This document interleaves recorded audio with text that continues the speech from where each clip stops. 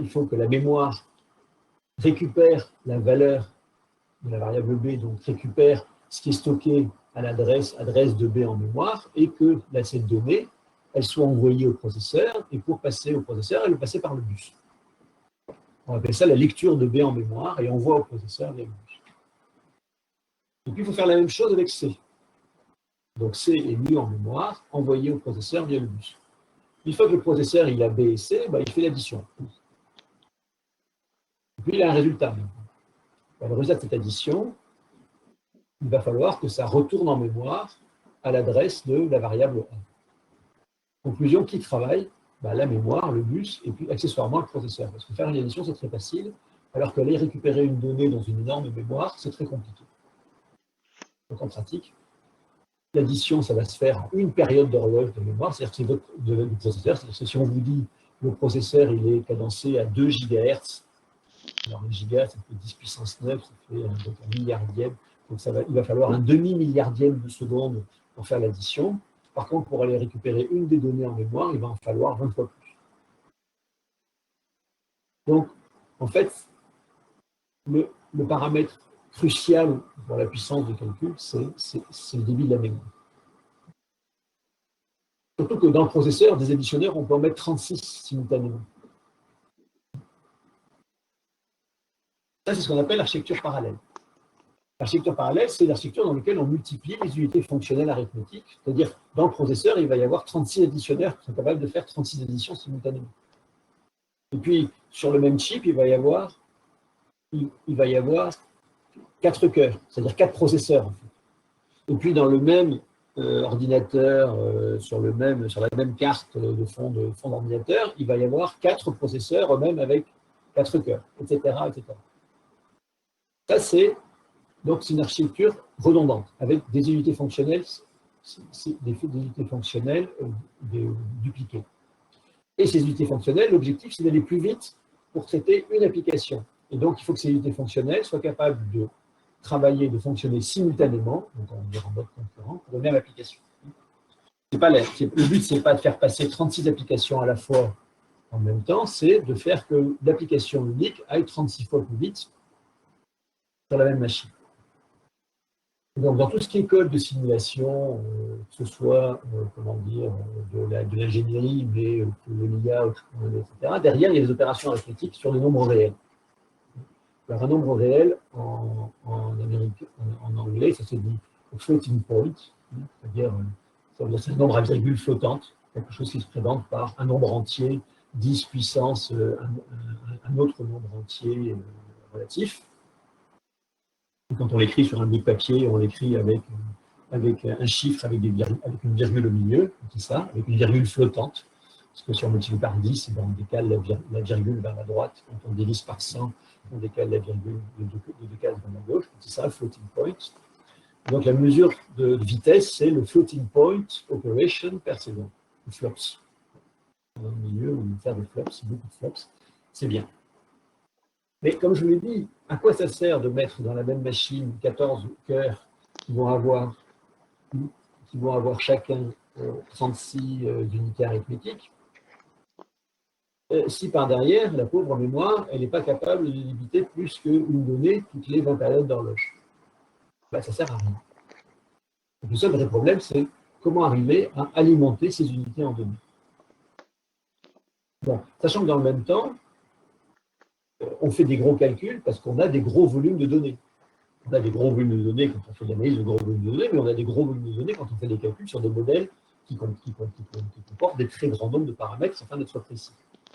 Donc, ce qu'on voudrait à la fois, c'est avoir à la fois des très grosses mémoires et en plus des mémoires avec des débits élevés. Ça ne marche pas. C'est-à-dire que les mémoires, c'est comme les êtres vivants. Hein. Plus c'est gros, plus c'est lent. Pourquoi? Parce qu'une mémoire, une puce mémoire, c'est une grille bidimensionnelle de circuits.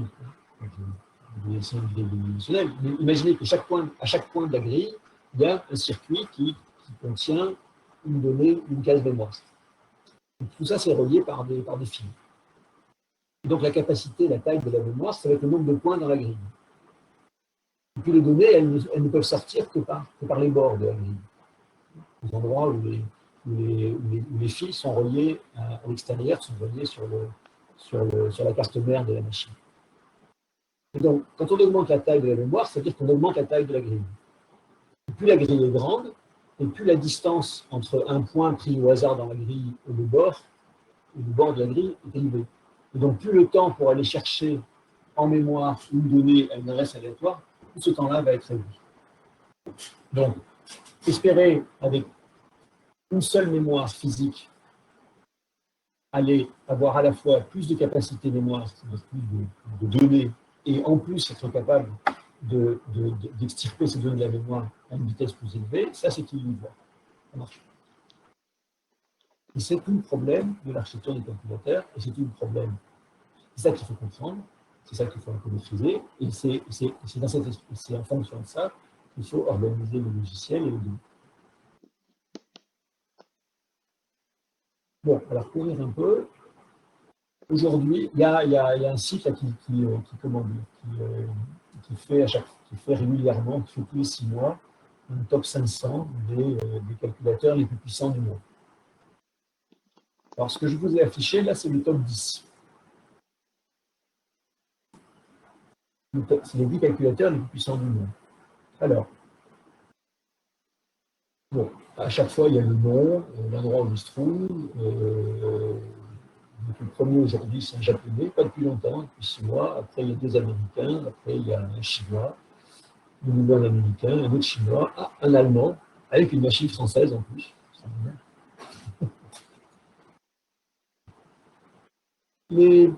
La première colonne, il y a marqué Air Max, Air Peak, c'est un test normalisé sur des calculs de normes matrices, et ça donne la vitesse de calcul alors ce sont des pétaflops. Alors le péta, pour ceux qui ne le savent pas, c'est 10 puissance 15. Le giga, c'est 10 puissance 9. Le téra, c'est 10 puissance 12. Le péta, c'est 10 puissance 15. La fréquence d'un processeur aujourd'hui, c'est de l'ordre du gigahertz. Donc, un processeur qui fonctionne à 1 gigahertz, on peut penser que sa puissance de calcul va être de l'ordre au lieu du gigaflop. C'est-à-dire que si on fait une opération par période d'horloge, il va. Bien, ces machines les plus puissantes, elles en sont à quelques centaines de pétaflops. C'est-à-dire qu'il y a ici 8 ordres de grandeur entre la fréquence du processeur et la vitesse de calcul. Et pourquoi? Parce que c'est écrit dans la colonne de CPU cores.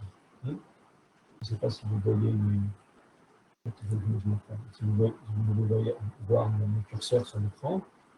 Sur CPU cores, cette machine-là, la machine japonaise du centre de calcul RIPEM, ben, il y a 158 976 processeurs à 48 heures. Bon, pour ça, évidemment, ce genre de machine, vous n'en servirez pas tous les jours. Ça, c'est réservé à des applications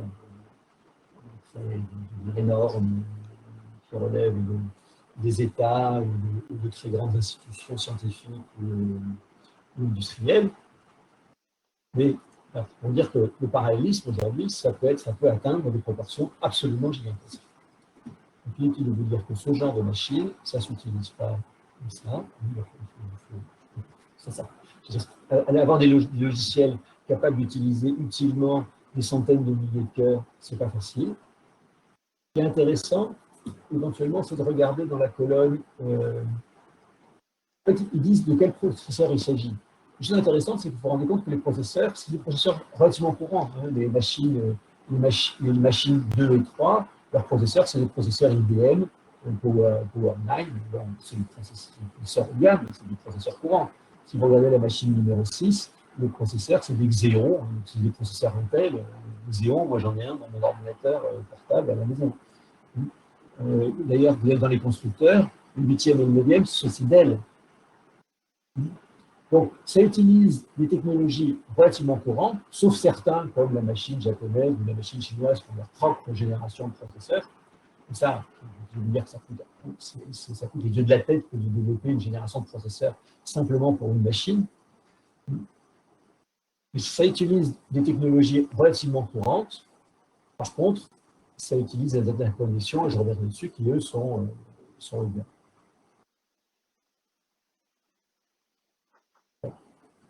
Bon, maintenant, revenons sur notre problème mémoire. Comment est-ce qu'on fait pour avoir à la fois beaucoup de données, beaucoup de capacités mémoire et un gros débit mémoire? Et bien, il faut faire du parallélisme pour la mémoire aussi. C'est-à-dire qu'il faut que la mémoire, ce ne soit pas une seule unité, mais ça soit plusieurs unités ou plein d'unités mémoire, et que ces unités, de façon à ce que ces unités mémoire soient capables de fournir simultanément des données pour les différents cœurs, les différents processeurs, et à l'intérieur des différents cœurs et des différents processeurs pour les différentes unités arithmétiques qu'on voudrait voir travailler simultanément. Donc, il y a une technologie qui s'appelle la technologie des mémoires multibandes entrelacées. C'est quoi une mémoire multibande entrelacée? C'est ce que je vous ai un peu dessiné ici. C'est une mémoire qui est en fait formée de différentes unités mémoire indépendantes, mais ce ne sont pas des mémoires juxtaposées. Qu'est-ce qu'on appelle une mémoire juxtaposée? Si vous avez un ordinateur portable avec 32 gigaoctets de mémoire et que vous rajoutez dedans une barrette de 16 gigas, vous avez 48 gigaoctets de mémoire, mais vous n'avez pas plus de débit. C'est-à-dire que les données, quand vous prenez une série de données successives, elles se trouvent dans le premier chip ou dans le second, et les deux chips mémoire ne vont pas travailler simultanément. Pour que ce soit utile d'avoir des mémoires, des unités de mémoire physiques parallèles, il faut que lorsque vous accédez aux données, eh bien, vous demandez de récupérer les données sur les différentes unités qui composent cette mémoire. Alors, quand on accède à des données volumineuses, ces données elles sont rangées sous forme de tableaux. Donc, ce qu'il faut, c'est pouvoir accéder aux différents membres, aux différents termes d'un tableau à grande vitesse. Un tableau à une seule dimension, on va appeler ça un vecteur. Donc la mémoire multiband entrelacée, ça veut dire que lorsque vous prenez un vecteur, c'est-à-dire des données qui ont des adresses successives en mémoire, ces données, elles ne se trouvent pas toutes sur la même unité mémoire, mais au contraire réparties sur toutes les unités de la mémoire. Ça veut dire que, c'est ça que signifie le terme entrelacé, ça veut dire que si le premier élément du vecteur x de 1 se trouve à une certaine adresse mémoire, l'élément suivant, x de 2, se trouve à l'adresse immédiatement suivante en mémoire. Ce n'est pas la case suivante dans le même chip qui contient x de 1, mais c'est la même case dans le deuxième chip, etc., etc., etc. Ce qui veut dire que lorsqu'on va avoir un code de calcul qui va faire une boucle de programme et qui va dire « je veux récupérer successivement tous les éléments du tableau X », ou je veux récupérer les éléments ici du tableau X de 1 à 8, eh bien, les 8 unités mémoire vont pouvoir travailler simultanément. Et donc, on va envoyer 8 fois plus de données par période de temps que si on n'a vu qu'une seule unité. Alors ça, c'est une technologie qui a été développée de façon très très poussée du début des années 80, du siècle dernier, jusque vers 2005-2010. Sur des calculateurs qu'on a appelés des calculateurs vectoriels, parce que justement, c'était face à favori, etc. Le problème de cette technologie, c'est quoi? C'est que le but, c'est pour augmenter la vitesse de calcul, on veut multiplier les processeurs. Et donc, si on veut mettre plus de microprocesseurs, là, rouge en bas, et que ça serve à quelque chose, il faut augmenter le débit de l'interconnexion. Il faut augmenter le débit en données. Et donc, pour augmenter le débit en données, il faut augmenter le nombre de bancs dans la mémoire. Alors, le terme de banc, c'est de la traduction stupide de l'anglais. C'est-à-dire que bank, en anglais, B-A-N-K, ça veut dire coffre. Mais comme autrefois, les coffres, on s'asseyait dessus, en français, le terme banc ne signifie plus que le banc, le truc sur lequel on s'assoit. Donc, multibanc, ce n'est pas un truc avec des sièges multiples. Le multibanc, c'est une mémoire avec des coffres multiples. Et donc, si vous voulez multiplier le nombre de processeurs, et donc la puissance de calcul en bas, il faut multiplier le nombre de bancs mémoire pour garder un débit global en données qui soit suffisant pour alimenter tous les processeurs que vous allez rajouter. Et le problème, c'est que ces différents processeurs, ils peuvent aller chercher des données sur n'importe quel banc. Et donc, entre la mémoire, en fait, le système mémoire, il va consister de tous ces bancs mémoire, plus l'interconnexion qui permet à chaque cycle d'envoyer une donnée venant de n'importe quel banc vers n'importe quel processeur. Et donc, l'interconnexion et le contrôleur de la mémoire, ça va être quelque chose d'extrêmement compliqué à faire. Parce que si vous voulez mettre 2 fois plus de processeurs en bas, ben, il faut mettre 2 fois plus de mémoire en haut, et l'interconnexion, ben, elle n'est pas 2 fois plus compliquée, elle est 4 fois plus compliquée à faire. Donc, c'est une solution qui n'est pas extensible. C'est-à-dire on ne peut pas pousser l'idée à l'infini parce que ça devient trop compliqué. Les derniers à avoir jeté l'éponge sur ce genre de technologie pure, en n'utilisant que ce genre de technologie, c'était NEC. À l'époque, leur machine avait quelques dizaines de processeurs multicœurs et des milliers de bancs mémoire. Et ça coûtait des fortunes. Alors, qu'est-ce que c'est qu'un système extensible? Qu'est-ce que c'est que la notion d'extensibilité en matière de parallélisme? On va dire qu'un système est extensible s'il est capable de croître en puissance, donc en taille mémoire, une vitesse de calcul, de manière linéaire en termes de complexité et donc de coût. Grosso modo, si j'achète 2 fois plus de processeurs et 2 fois plus de chips mémoire, est-ce que je suis capable, pour 2 fois plus cher, d'aller 2 fois plus vite? La technologie multibanc, ce n'est pas vrai. Parce que si je veux mettre 2 fois plus de processeurs et 2 fois plus de bancs mémoire sur ma machine, d'abord, je ne vais pas y arriver à un instant donné parce que la technologie n'existe pas. Et développer la technologie qui va permettre de faire ça, ça va plutôt coûter 4 fois plus cher que 2 fois plus cher. On parlera aussi d'extensibilité de code. Donc, l'extensibilité d'un code, de la même façon, ça va être la capacité d'un code parallèle à accroître sa vitesse, à aller de plus en plus vite, de façon linéaire en fonction des ressources qui lui sont accordées. Mon code prend 1 heure de calcul sur une machine à 400 processeurs. Est-ce qu'il sera capable de ne prendre que 10 minutes si, au lieu d'avoir 400 processeurs, il en a 6 fois plus, c'est-à-dire 2400? Un code comme ça, c'est un code extensible.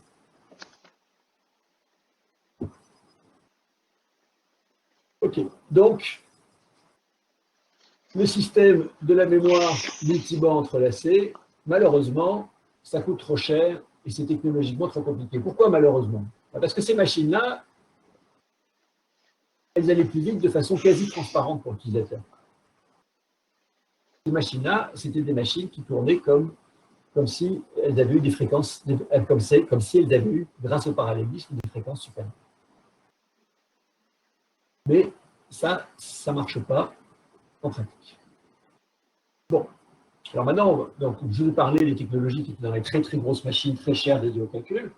On va complètement rétro-pédaler. On va parler de qu'est-ce qu'on fait même dans l'ordinateur portable là, que vous avez devant vous, probablement, pour suivre ce cours. Parce que tel que je vous l'ai expliqué, déjà, une mémoire classique, ça n'arrive pas à alimenter suffisamment un processeur. En fait, si. De temps en temps, ça y arrive. Ça y arrive avec une technologie qui s'appelle la mémoire cache. Je vous dis, c'est très difficile d'avoir à la fois une grande capacité de mémoire et un haut débit. Pourquoi? Parce que c'est compliqué d'aller chercher des données avec des adresses aléatoires dans la grosse mémoire. Par contre, on peut arriver à fabriquer des mémoires très rapides, mais ces mémoires, forcément, auront une capacité plus limitée. Par exemple, je vous dis, il y a plein de transistors sur le chip. On peut mettre plusieurs processeurs, mais on peut mettre de la mémoire aussi. Aujourd'hui, en fait, sur le chip, c'est-à-dire la puce physique qui contient le processeur, il y a de la mémoire. Cette mémoire, ça s'appelle de la mémoire cache. Elle va aussi vite que le processeur. Si toutes les données tenaient dans la mémoire cache, ça permettrait d'utiliser le processeur au maximum de sa puissance. Mais toutes les données ne tiennent pas dans la mémoire cache. La mémoire cache, ce n'est qu'un tampon. Ça sert à générer de manière ça sert comment dire, à stocker de manière temporaire des données qui viennent de la mémoire permanente de la machine qu'on va appeler la mémoire centrale. Et donc, ces données, elles sont organisées en paquets. Ça va s'appeler une ligne de cache, un paquet de données qui correspondent en fait à des données contiguës successives dans la mémoire principale. On appelle ça une ligne de cache. Pourquoi est-ce qu'on appelle ça une ligne de cache? Parce que il y a une technologie aussi qui permet de faire de la mémoire virtuelle. Si votre mémoire n'est pas suffisante sur la machine, vous pouvez utiliser de l'espace disque. Et à ce moment-là, les données vont être renvoyées sur disque quand elles ne sont pas utilisées, revenir, et ça s'appelle des pages mémoire. Donc ça, c'est des gros volumes de données. Les lignes mémoire, c'est des petits, c'est en mémoire électronique, c'est des petits volumes de données. Une ligne mémoire, c'est 8 données, 16 données, 32 données. Un petit groupe. Je vous ai dit, c'est compliqué d'aller chercher les données de manière aléatoire dans la mémoire centrale. Par contre, si on transporte les données par paquet, on a des chances d'aller plus vite, d'être plus efficace. Donc, les données entre la mémoire centrale et la mémoire cache, elles vont transiter en paquets. Les paquets, ça s'appelle les lignes de cache. Du coup, on utilise mieux déjà le débit possible au niveau de la mémoire cache. Et puis, quand le processeur a besoin de données, si ces données se trouvent dans le cache, déjà, le temps d'accès va être faible. Donc, qu'est-ce que ça signifie, ça? Ça signifie que pour que le système fonctionne, eh bien, il faut favoriser les accès aux données contiguës.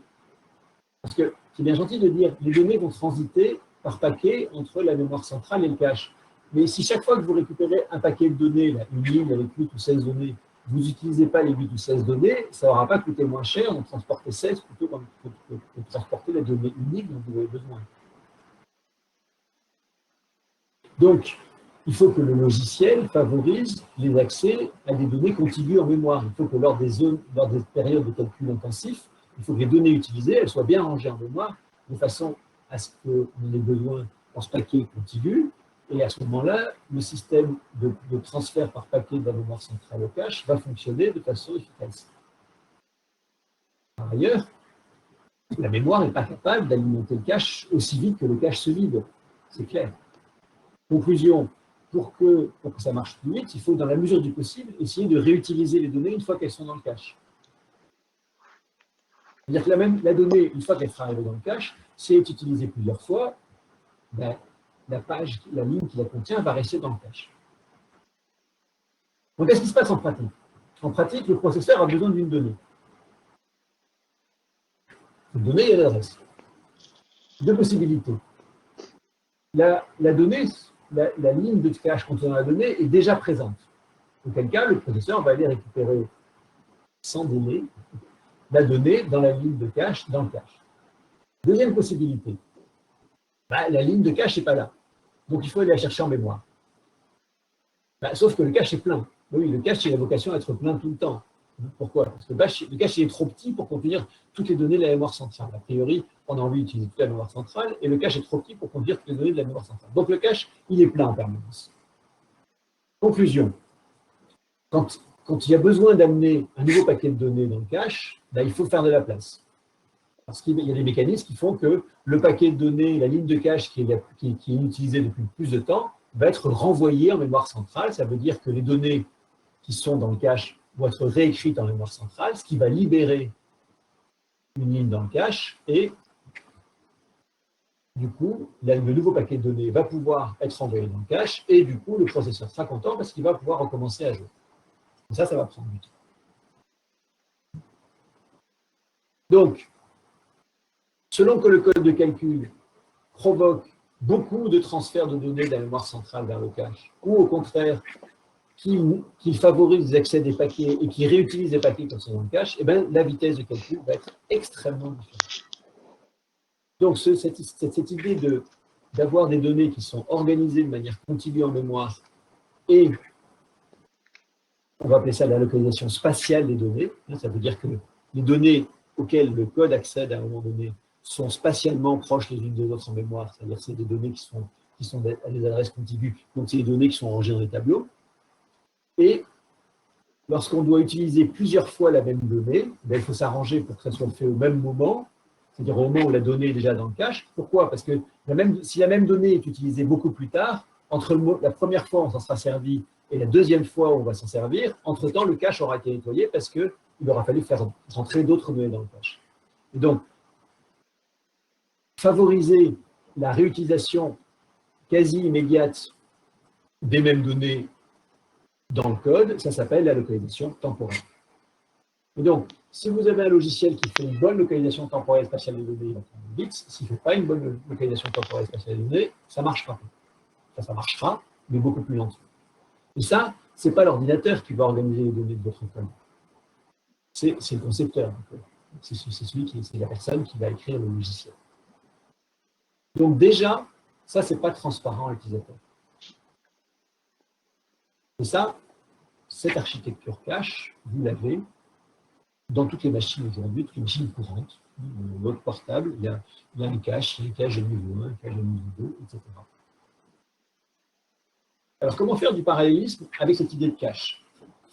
Eh bien, c'est de multiplier les caches. Si vous voulez mettre plusieurs processeurs, chaque processeur va avoir son cache. D'accord? Oui, mais alors, si vous avez des centaines de processeurs qui sont tous reliés à la même mémoire centrale, il y a quand même des moments où ça va complètement thromboser au niveau de la mémoire centrale. Donc, si on veut pouvoir multiplier les processeurs et les caches, on va appeler ça un cache de niveau 1, ben, il ne faut pas qu'ils attaquent tous la mémoire centrale simultanément, et donc on va avoir des caches un peu moins rapides et un peu plus gros de niveau intermédiaire. Ça, c'est ce qu'on appelle les architectures SMP. SMP comme symétrique multiprocesseur. Ça ne veut rien dire, ça ne veut pas dire grand-chose. C'est symétrique dans ce sens que la mémoire centrale est toujours accessible par tous les processeurs de la même façon. Les données sont stockées dans les différents niveaux de cache en cours d'utilisation, mais il n'empêche que l'accès à la mémoire centrale est identique pour tous les processeurs. La mémoire centrale n'est pas divisée en zones qui seraient plus faciles d'accès pour tel processeur et plus difficiles d'accès pour tel autre processeur. Ça veut dire ça, aujourd'hui, en fait, des SMP, il y en a partout. En fait, votre ordinateur portable, c'est un SMP. Parce que votre ordinateur portable, il a 4 cœurs. Vous pouvez un processus monocœur, un processeur monocœur, il faut aller chez l'antiquaire déjà aujourd'hui. Il a au moins un ou deux ou plus caches de niveau 1, il a un cache de niveau 2, etc. C'est déjà un SMP. Et puis, tous les serveurs de calcul, les machines là, qui s'occupent de recevoir vos commandes chez Amazon ou autre, ou pas d'ailleurs, c'est des SMP. C'est vraiment les grosses stations de travail, ce sont des SMP. Mais ce n'est pas une solution totalement extensible, le SMP, parce que de toute façon, pour arriver à avoir, si on veut augmenter le nombre de processeurs, tout en ayant un bon débit mémoire, et bien, il faut augmenter le nombre de caches, il faut donc augmenter le nombre de niveaux de cache. Donc la solution n'est pas complètement extensible, parce qu'une machine qui a 14 niveaux de cache, c'est beaucoup, beaucoup plus compliqué à fabriquer qu'une machine qui en a que 2. Donc ça, c'est ce que vous trouvez dans tout ce qui est serveur de calcul ou grosse station de travail, c'est-à-dire, je dirais, la machine individuelle, entre guillemets. Alors, cette organisation, on a déjà vu que le cache, déjà, si on s'en sert bien, ça se passe bien, mais c'est quand même assez compliqué. Quand on veut une donnée, quand le processeur veut une donnée, il faut libérer une ligne de cache, ramener une nouvelle ligne, et après, on peut jouer. Et quand on commence à faire ça en parallèle, les choses deviennent encore plus compliquées. Alors, ça peut devenir compliqué pour une raison purement matérielle. C'est-à-dire que, de toute façon, la mémoire centrale, elle n'est pas capable de débiter suffisamment vite pour alimenter simultanément 2 caches. Déjà, elle n'arrive pas à en alimenter 1. Alors 2, sûrement pas. Donc, si tous les processeurs en même temps cherchent à obtenir des nouvelles lignes de cache de la mémoire centrale, de toute façon, ça ne pourra pas se faire On appelle ça des conflits matériels. C'est-à-dire les différents processeurs envoient des requêtes, et les requêtes, elles ne peuvent pas être traitées en même temps, donc elles vont être traitées l'une après les autres, ce qui va évidemment induire un ralentissement du fonctionnement. Mais il y a aussi un problème encore plus pernicieux qui est le conflit logique. C'est-à-dire que, imaginez, vous avez une donnée, enfin plutôt une ligne de cache, donc un paquet de données qui est présent dans le cache de gauche. Ici. Et puis, le processeur de droite, il veut jouer avec elle, avec ces données-là. Est-ce qu'il peut aller les récupérer en mémoire centrale? Non. Parce que les valeurs qui sont en mémoire centrale, elles ne sont pas à jour. Les valeurs de la donnée à jour, elles se trouvent dans la ligne de cache, dans le cache de gauche qui a été parce que le processeur vient d'utiliser la ligne de cache. Qu'est-ce que ça veut dire? Ça veut dire qu'avant que le processeur de droite ne puisse récupérer les données, il va falloir demander au au cache de gauche de mettre à jour la donnée en question. C'est-à-dire qu'il va falloir supprimer la ligne de cache du cache de gauche, donc réécrire les données en mémoire et libérer les lignes de cache correspondantes, de façon à ce que le cache maintenant de droite puisse récupérer les données mises à jour pour les mettre, pour pouvoir jouer avec. Ça, c'est un conflit logique. Si vous avez une donnée A et que vous permettez à plusieurs processeurs de la modifier simultanément, vous fabriquez un générateur de nombres aléatoires, mais vos calculs seront forcément flous. Donc, ce n'est pas possible, ce n'est pas permis. Une donnée modifiable, elle ne peut être présente à un moment donné que dans un seul cache, d'où d'éventuels conflits logiques. Ça veut dire que l'accès aux données, il est très très variable. La vitesse d'accès aux données est très variable en fonction de la situation. Première possibilité, le processeur veut accéder à une donnée qui est dans son cache, tout se passe bien. Deuxième possibilité, le processeur veut accéder à une donnée en mémoire qui n'est pas en cache, mais elle est libre, entre guillemets, c'est-à-dire qu'elle n'est pas utilisée par un autre processeur. Ça prend plus de temps, mais bon, ça ne se passe pas trop mal non plus. Troisième possibilité, le processeur a envie d'une donnée, mais qui est utilisée par un autre processeur, et alors là, le mécanisme devient encore plus compliqué. Et donc, le temps d'accès aux données est extrêmement variable en fonction de l'organisation des données, donc en fonction du logiciel. Et donc, ça rend la localisation temporelle et spatiale des données encore plus indispensable. Ça veut dire quoi? Ça veut dire que si vous arrivez à décomposer votre code de calcul en petits morceaux et que chaque petit morceau utilise des données qui lui sont propres de façon répétée, tout va bien se passer. Si les différents processus générables dans votre code se battent les uns les autres pour récupérer les mêmes données, éventuellement, vous allez tout bloquer. Donc, une fois de plus, on a quelque chose qui n'est pas du tout transparent à l'utilisateur, mais qui ne remet pas en cause la façon de programmer. Une machine comme ça se programme comme une machine, ou pratiquement, ça se programme comme une machine qui n'a qu'un seul processeur et une grosse mémoire. C'est dans l'organisation du logiciel, c'est dans l'organisation des données et donc dans l'algorithmique qu'il va falloir travailler pour améliorer l'efficacité. Mais il n'y a pas un langage de programmation spécifique pour la machine à 8 cœurs par rapport à la machine à 1 cœur. C'est la même chose. La gestion des caches, elle n'est pas faite dans le code, elle est faite par le système d'exploitation. Par contre, vous allez vous rendre compte à la performance si votre code il a été bien organisé ou pas. Alors, l'exemple ultime de ce genre de choses, enfin aujourd'hui, c'est ce qu'on appelle les GPU. Les GPU, c'est Graphic Process Unit. C'est les processeurs graphiques spécialisés. Aujourd'hui, c'est pratiquement les processeurs les plus puissants sur le marché.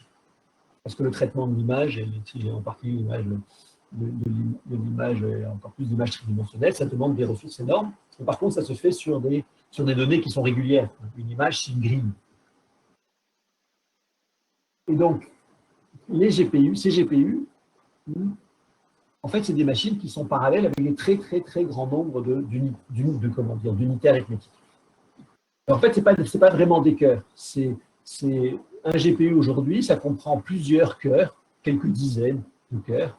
Et dans un cœur, vous avez... Un cœur, c'est qu'en fait, dans un cœur, il y a plusieurs unités de calcul capables de travailler simultanément. C'est-à-dire que chaque cœur comporte des dizaines d'unités de calcul qui sont capables de faire en même temps la même opération, mais sur des données différentes.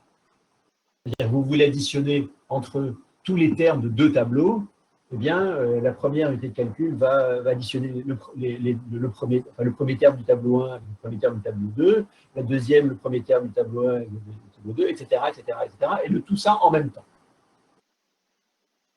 Mais évidemment, pour que ça marche, bah, il faut alimenter en données. Donc, il y a une mémoire graphique, entre guillemets, sur la carte graphique, qui est une mémoire multibanc.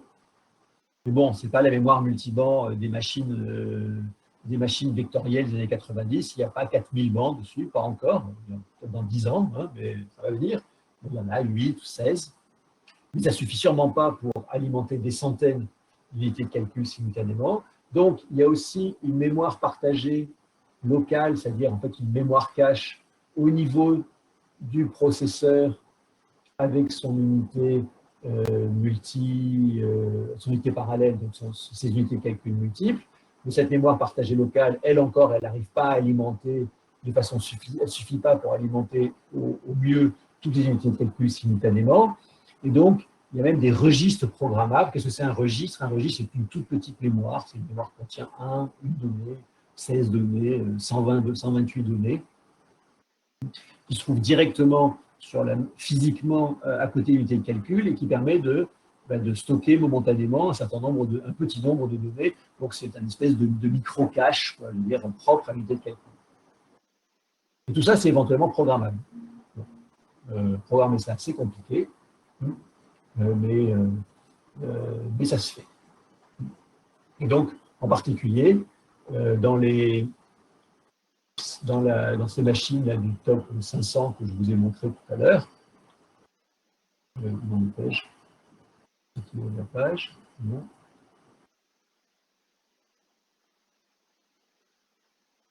Là.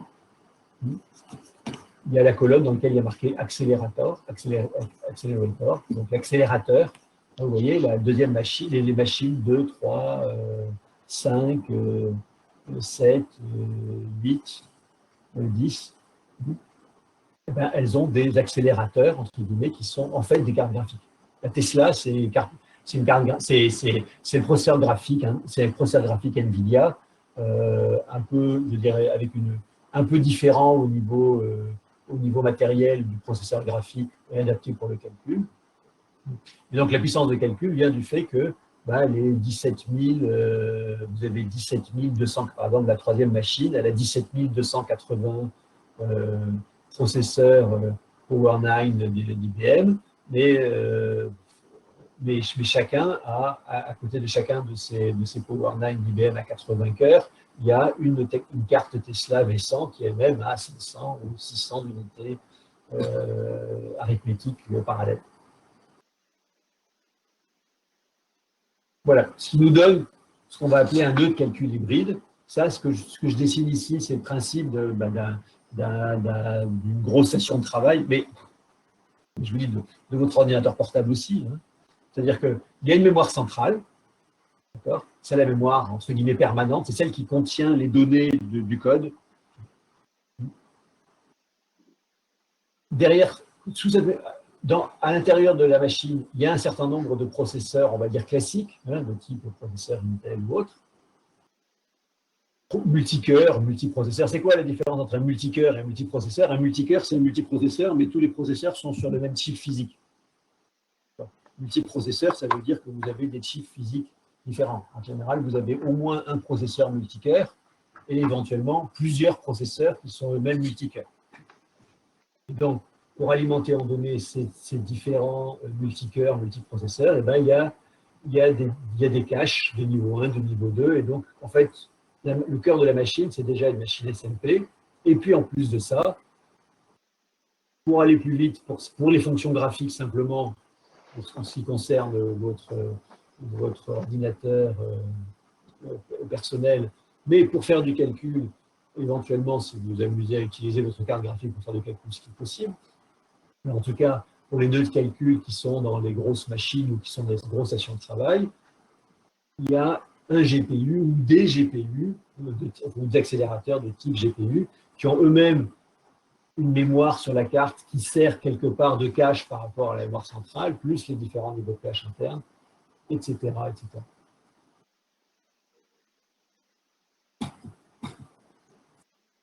Bon, écoutez, je vous propose de faire une pause ici. Hein. Donc, on reprend à 15h15.